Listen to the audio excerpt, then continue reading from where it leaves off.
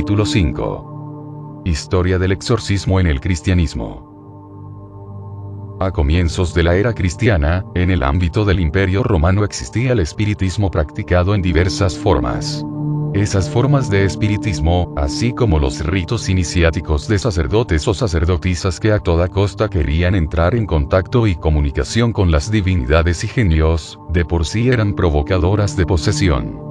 Este tipo de ritos conjuratorios de invocación de divinidades para que usasen al sacerdote, y más frecuentemente a la sacerdotisa, como medium están muy documentados tanto en Roma, Grecia y Egipto. Por todo esto poseemos abundantes textos de los primeros siglos del cristianismo que nos muestran cómo el ministerio del exorcismo era muy frecuente en esa época. Ministerio cristiano, pues el exorcismo, eficaz, es un hecho típica y específicamente cristiano. Los ritos invocatorios de entidades desconocidas fueron desapareciendo en el entorno del Imperio Romano y también la práctica del exorcismo fue decreciendo. Pero el exorcismo se siguió practicando en los territorios de misión en el norte de Europa. El fenómeno de la posesión era referido por los misioneros que trabajaban entre bárbaros. Poco a poco, el ministerio del exorcismo va siendo relegado paulatinamente hacia regiones más norteñas, en la zona de contacto con paganos conversos. El avance del cristianismo supone la desaparición de la brujería y la invocación pagana de este tipo de seres invisibles. La desaparición de estas prácticas fue casi absoluta, y por ello la posesión desapareció también. Quedaron supersticiones y elementos culturales paganos en los pueblos que habían abrazado la nueva religión, pero la brujería fue practicada de un modo muy aislado y esporádico. Y cuando se practicaba, más que como invocación de seres ocultos, se trataba más bien de una brujería de fórmulas mágicas, en orden a recuperar la salud, el amor, una buena cosecha. De ahí, que la poca magia que se seguía practicando en la Europa cristiana tenía que ver más con pócimas que con invocaciones. Era una magia de fórmulas de utilización de sustancias eficaces, no una magia de invocación de espíritus. Por eso la posesión desapareció totalmente de la Europa cristiana. Se trataba de un hecho desconocido y tan solo se recordaba como un hecho portentoso de la época evangélica recordado por las Sagradas Escrituras. Esa era tónica general, aunque con excepciones, por supuesto. Alguna que otra vez aparecía en cualquier lugar de la cristiandad la posesión como resultado de brujas que iban más allá de la magia de fórmulas, y pasaban de usar meramente pócimas a invocar esas fuerzas desconocidas. Pero es evidente que la posesión era ya un hecho excepcional. La aparición de una bruja o un grupo de brujas eran sucesos nada ordinarios que conmocionarán a los cronistas. Y respecto a su solución no se hacía ningún problema, el ritual de exorcismos estaba a mano y cuando aparecían casos de posesión se aplicaba ese ritual y el fenómeno desaparecía. Desde la completa cristianización de Europa y el consiguiente desarraigo de las prácticas de invocación a espíritus, se puede decir que la posesión casi enteramente dejó de existir en Europa.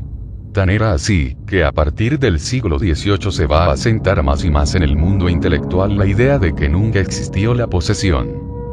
Este estado de cosas sigue así hasta la década de los 70 en el siglo XX. En ese momento muchos eclesiásticos sucumben a teorías teológicas que afirmaban abiertamente ya que el demonio era solo un símbolo, pero que en realidad no existía. Desde 1970 hasta la década de los 90, en la mayor parte de las diócesis del mundo no se practicará ni un solo exorcismo y todos los casos de supuesta posesión no serán examinados, enviándolos directamente al psiquiatra. Sea dicho de paso, la diócesis de Roma será una de las pocas excepciones en la que este ministerio se siguió practicando sin interrupción durante los peores años de la desmitologización. Curiosamente el auge del esoterismo en Occidente hará que cada vez abunden más los casos de posesión. Sin embargo, durante la década de los 90 comenzará un proceso en el este ministerio se practicará progresivamente con mayor frecuencia. Hoy en día son países enteros donde este ministerio se practica sin mayores problemas, Italia y Polonia entre otros. Mientras que en otros países este ministerio sigue encontrando graves dificultades. En los países donde no ha llegado todavía el cristianismo hay posesiones, sí hay invocación de espíritus malignos, pero no hay exorcistas. Es decir, sí que hay brujos que dicen poder liberar o controlar a esos espíritus malignos que poseen a alguien. pero evidentemente no logran nada. El exorcismo que ellos practican es un exorcismo mágico. Tratan de controlar esas entidades por sus propios poderes personales o por medios materiales. El resultado es nulo. Esta descripción tan general es válida para todos los lugares y épocas del mundo extracristiano. Sin embargo, la posesión es un mal tan duro para el que lo padece, que Dios, que siempre es misericordioso, puede conceder a algunas personas el don de expulsar demonios. Y así, en ciertos lugares de Marruecos, por citar un ejemplo, hay personas itinerantes que van de pueblo en pueblo y se dedican a cazar serpientes y a liberar a los posesos de los malos jin que los poseen. Son todos embaucadores, absolutamente todos. No, es posible que alguno tenga un don de Dios para alivio de sus hijos, los hijos de Dios. Yo he visionado alguna filmación acerca del modo de obrar de este tipo de personas. No son personas santas, son evitadas por los demás, ellos afirman simplemente haber recibido este tipo de carisma. Desde luego sí que liberan los pueblos a donde van de las serpientes venenosas. Su capacidad para cogerlas con sus propias manos es portentosa, va más allá de lo concebible. Sus exorcismos son una especie de reunión del pueblo donde se toca música y se dirigen al jin maligno ordenándole que salga del poseso. La eficacia de tales prácticas es más que dudosa, pues no se trata de actos que en sí tengan ninguna fuerza para hacer salir al demonio. Pero, insisto, Dios concede verdaderos carismas también fuera del cristianismo. Además, en el ámbito de las religiones monoteístas, los fieles oran al único Dios verdadero para que les ayude en sus necesidades.